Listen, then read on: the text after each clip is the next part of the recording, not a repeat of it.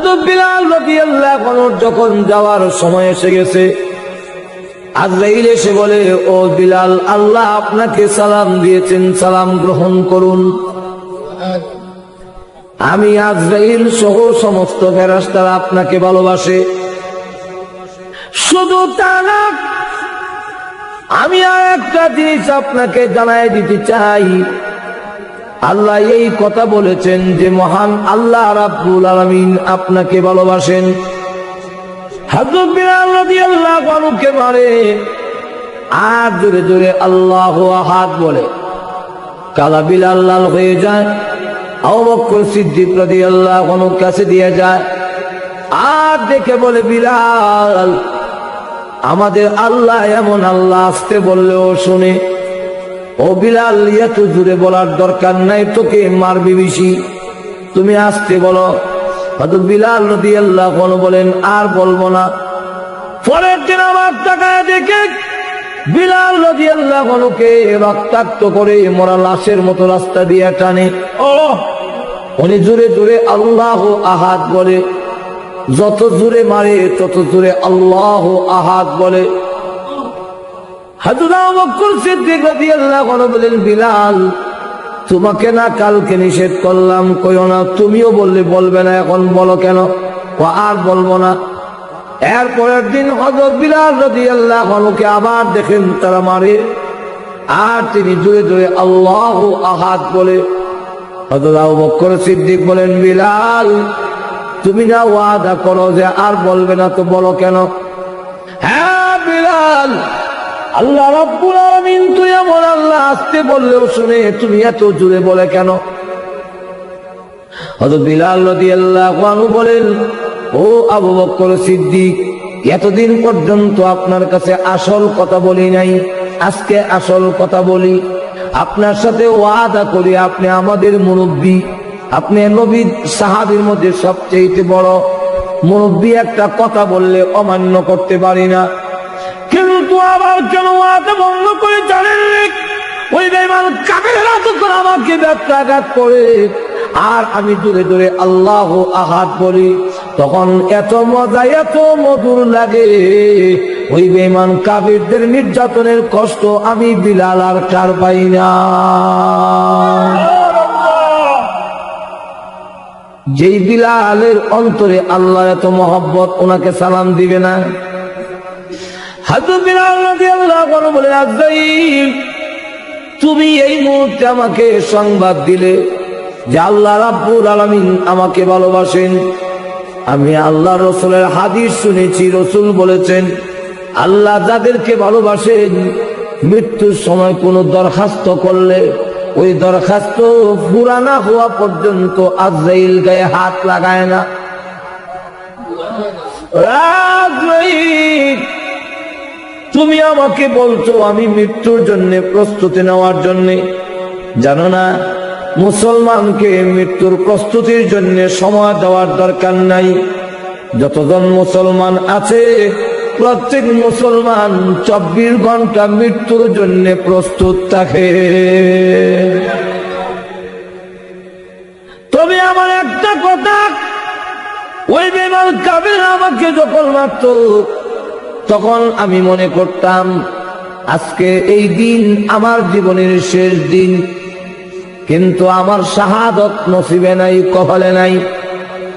এখন আমি চাই এমন ভাবে মৃত্যুবরণ করতে। আমি এখন 4 রাকাত নামাজের নিয়ত বাঁধবো। প্রথম রাকাতে আমার গায়ে হাত দিও না, দ্বিতীয় রাকাতে তুমি হাত দিতে পারবে না, তৃতীয় রাকাতেও দিও না, চতুর্থ রাকাতে প্রথম সাজদায় হাত দিও না, শেষ সাজদায় যখন পড়বে আজরাইল, আল্লাহর কসম করে বলি, রূহ বের না করা পর্যন্ত আমি বিলাল আর মাথা উঠাবো না।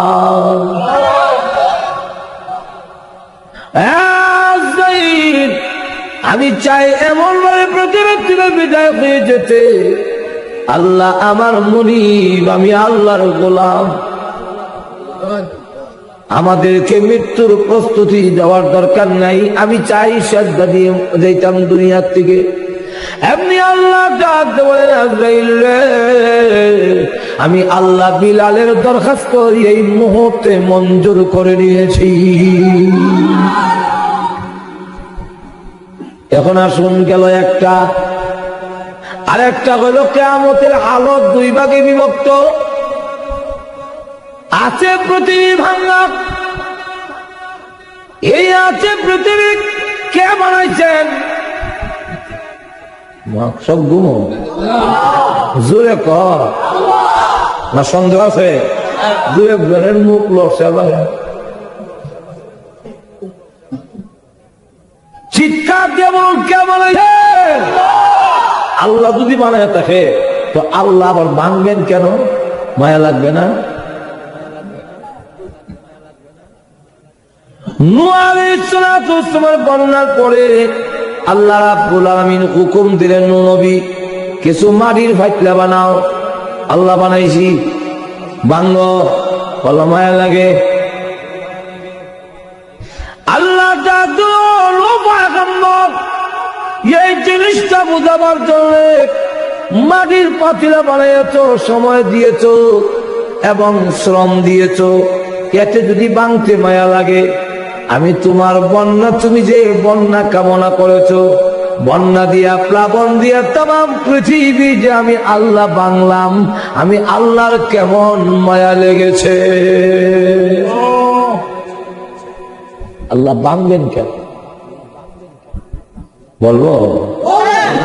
ভাইরা আমার, লক্ষ্য করে দেখুন কেন ভাঙবেন। ভাঙার কারণটা হইল, মনে করেন আপনাদের বাসুদেব এলাকার ভিতরে একজনকে সৌদি আরব অথবা কুয়েত, কাতার নিব, 3 লাখ টাকা নিচে কাতার নেওয়া যাবে, বেতন 50,000 হবে। এখন কাতারও নেয় না, টাকাও দেয় না, এমন ঘটনা আল্লাহর জমিনও আসেনি। আরো জোরে কম ইবারা বিচার ভাইতো কই সর্দার মাতা বড়ার কাছে গিয়া কয়, ওই তো আমরা নিত কাতার আর না হয় টেহারি দিলে, টেহাও দেয় না, কাতারও নেয় না। সর্দার সাবরা বিচারটা করে দেন। সর্দার সাবরা জবাব দিল, হ্যাঁ এমন 2 নম্বর কাম খালি একটা না, হাজার হাজার। এই কারণে তার কিছু ক্যাডার বাহিনী আছে, লাইট চল আছে, পয়সা দিয়া ভালে। আমরা তার বিচার করতে গেলে বেরিয়ে কেল্লা হরে রে। এর থেকে বাবা তুমি সবর করে আল্লাহ তোমার জীবনে কেউ টেকা মাইরে কেউ কিচ্ছু করতে পারে না, এই ওয়াজ করে দিল। বেটা বিচার পাইছে না, ওয়াজ পাইছে। আর তো জোরে কর না, ওয়াজ হয়েছে, বিচার না। আপনার কাছে ওয়াজের লেগে আসলাম না, ওয়াজ তো বাসুদের তফির আমার বিচারটা দিলেন না। এখন এখানে বিচার পাইল না, সর্দাররা বিচার করতে পারল না। কারণ কি? লাডির জোর বেশি বেলায় বাইরে খেলা হরেনি, জোরে কোন ঠিক নেই। তখন বাধ্য হইয়া টানা টিউনুর কাছে, টিউনুর কাছে যাওয়ার পরে গিয়া দেখে যে বাটার নামে বিচার দিব, এই বাটা তার দুলাভাই। টিউনু সব দুলাভাই। তো দুলাভাই শালার পক্ষে থাকবে না আমরা পক্ষে থাকবো? ইগেনকে বিচার হয়েছে না, কেন লেগে হয়েছে না? আত্মীয়তার কারণে, স্বজন প্রীতিতার কারণে। গেলগাট ডিসি সাহেবের কাছে বিচার দিতে, হিদিকে খবর রাখে, কই যায়, ও কয়েক তেল দিয়ে কই বাইচা দিব। 50,000 টাকা যদি খরচ করে নেয়, তার খরচ তো 2.5 লাখ টাকা লাভ। সুপার মার্কেট গিয়ে ঢুকছে, সিটি সেন্টারও গিয়া শাড়ি লইছে একটা 10,000 টাকা। আনন্দ বাজার থেকে একটা বোয়াল মাছ লইছে 3,500 টাকা দেয়া, ভাইয়ার মাথা লম্বা, ধন্যা ভাতা খাতা মরিচ লইছে। মহাদেব পট্টি থেকে মিষ্টি লইছে 10 কেজি, লইয়া ডাইরেক্ট ডিসি সাহেবের বাসা।